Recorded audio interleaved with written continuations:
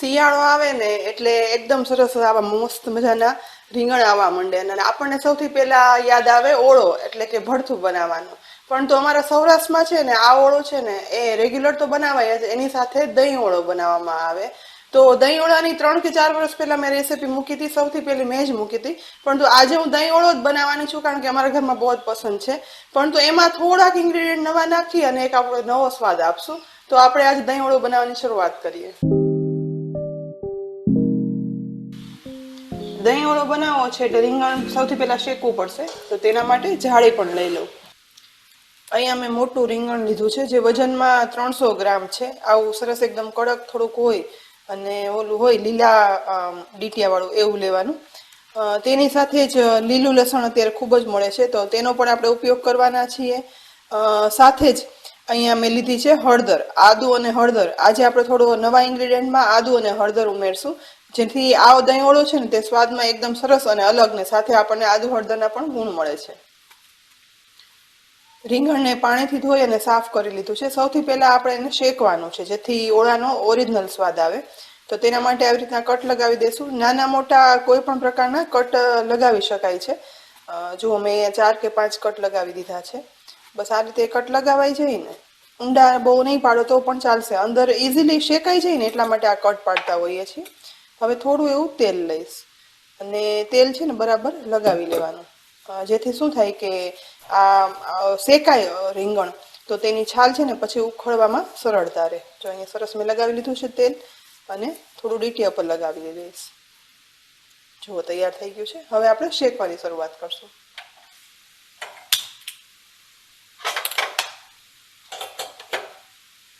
Gas on કરી જાળી રાખી દીધી છે.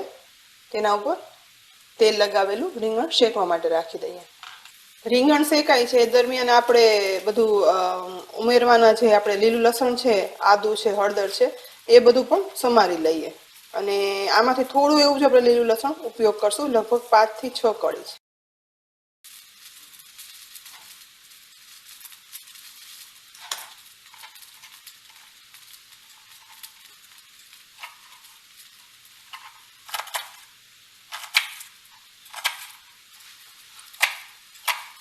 અહીંયા લસણ જો એકદમ ઝીણું સમારું છું, બને એટલું ઝીણું સમારવાનું. તેનો સફેદ ભાગ અને આ લીલો પાનનો ભાગ છે ને તેનો પણ આપણે ઉપયોગ કરી લેશું. રીંગણ પણ શેકાવા લાગ્યું છે એટલે તેની સાઈડ આપણે ચેન્જ કરી દઈશું જેથી બધી બાજુ સરસ શેકાઈ જાય.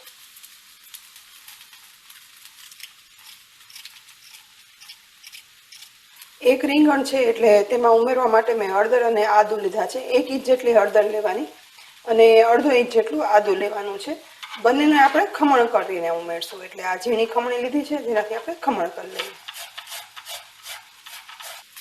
જો એકદમ ઝીણું ખમણ કરીને ઉમેરશું ને તો દહીં ઓળામાં ખ્યાલ પણ નહીં આવે અને તેની માઇલ્ડ ફ્લેવર એકદમ સરસ આવે છે.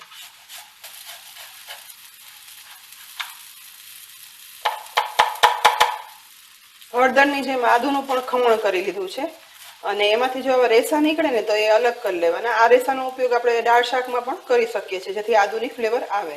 જો આદુ છે માઇલ્ડ હળદર કરતાં અડધું છે તે પણ ખમણી લીધું છે. દહીં ઓળો છે એટલે દહીં તો જોશે જ.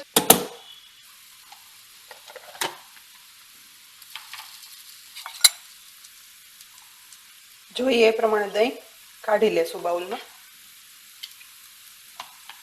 1 રીંગણ છે એટલે આશરે 100 ગ્રામ જેવું દહીં જોઈશે.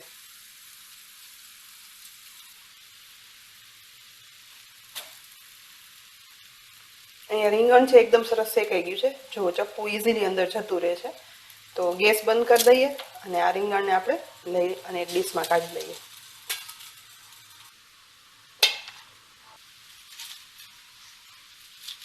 રીંગણ ગરમ છે ત્યાં જ તેની છાલ પણ ઉખાડી લઈએ. જો સરસ શેકાઈ ગયો છે ને એટલે હાથથી એકદમ સરળતાથી છાલ ઉખડી જાય છે. થોડું ગરમ લાગશે પણ તો છાલ છે જે સરસ ઉખડી જશે.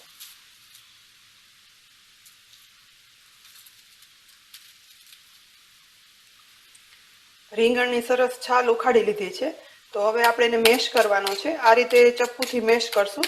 અને અહીં જુઓ તમે કે મેં થોડી એવી કાળી છાલ રાખી પણ છે જેની એક સરસ સ્મોકી ફ્લેવર આવે છે. પછી તમે રેગ્યુલર વઘારેલો ઓળો બનાવો કે પછી દહીં ઓળો, બંનેમાં આ ફ્લેવર છે ને એ જ આની ખાસિયત હોય છે. માટે થોડી ઘણી રહે ને તો વાંધો નહીં, અને ના હોય ને તો એ આપણે રાખવાની.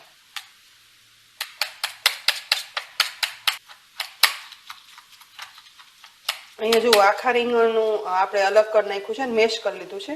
ડીટીયાનો ભાગ આ રીતે સાફ કરી અને હવે ડીટીયું છે અલગ કરી લેશું. અને અહીંયા તમે જોઈ શકો છો થોડું પાણી પણ છૂટું પડ્યું છે, જેની અંદર સરસ રીંગણની શેકાયેલા રીંગણની ફ્લેવર હોય છે. તો એ પણ સાથે જ રાખવાનું છે. દહીં ઓળા માટેનું દહીં આપણે લઈ લીધું છે.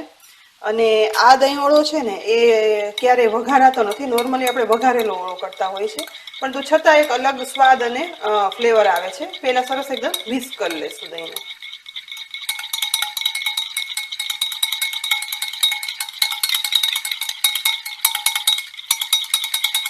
જો અહીંયા દહીં છે એકદમ સરસ વિસ્ક થઈ ગયું, સ્મૂથ થઈ જવું જોઈએ. હવે આ દહીંની અંદર શેકીને મેશ કરેલું રીંગણ છે તે બધું જ ઉમેરી દેવાનું છે. તેનો રસો, તેમાં થોડી બ્લેક સ્કિન છે, આ બધું ઉમેરી દેશું, જેનાથી એક અલગ સ્વાદ અને ફ્લેવર ડેવલપ થાય છે. તેની સાથે જ સમારેલું લીલું લસણ, હળદર અને આદુ છે એ પણ ઉમેરશું.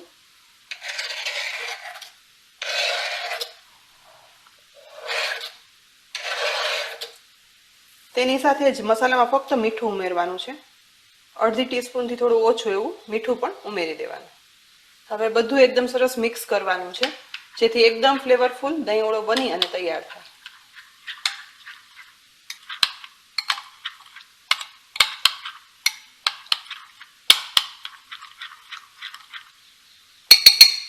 સમારેલી કોથમીર વડે બનેલા દહીં ઓળાને ગાર્નિશ કરી દઈશું. એકદમ સરસ સ્મોકી ફ્લેવર સાથે હળદર અને આદુના ગુણ અને સાથે ઉમેરેલું લીલું લસણથી બનતો આ દહીં ઓળો ખરેખર એકવાર બનાવવા જેવો છે. તો શિયાળામાં તો જરૂરથી ટ્રાય કરજો.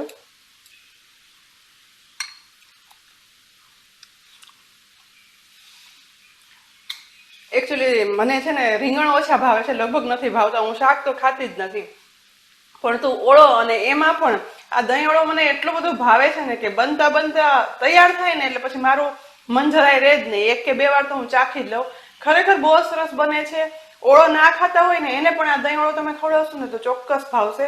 તો એકવાર આ રેસીપી જે ઓરિજિનલ કાઠિયાવાડની છે અને અમુક રેસ્ટોરન્ટમાં જ મળતી હોય છે, ઘરે પણ હવે બનતી હોય છે, જરૂરથી ટ્રાય કરજો. અને સાથે જ આ વિડીયો ગમ્યો હોય તો વિડીયોને લાઇક કરી અને શેર કરજો. અમારી યુટ્યુબ ચેનલને પણ સબસ્ક્રાઈબ કરી લેજો અને અમારા ફેસબુક પેજને લાઇક કરી અને ફોલો કરી લેજો, જેથી આવી અનેક ઉપયોગી રેસીપીના અપડેટ્સ તમને તરત જ મળે. આવતીકાલે ફરી મળશું એક નવી રેસીપી સાથે. ત્યાં સુધી આવજો.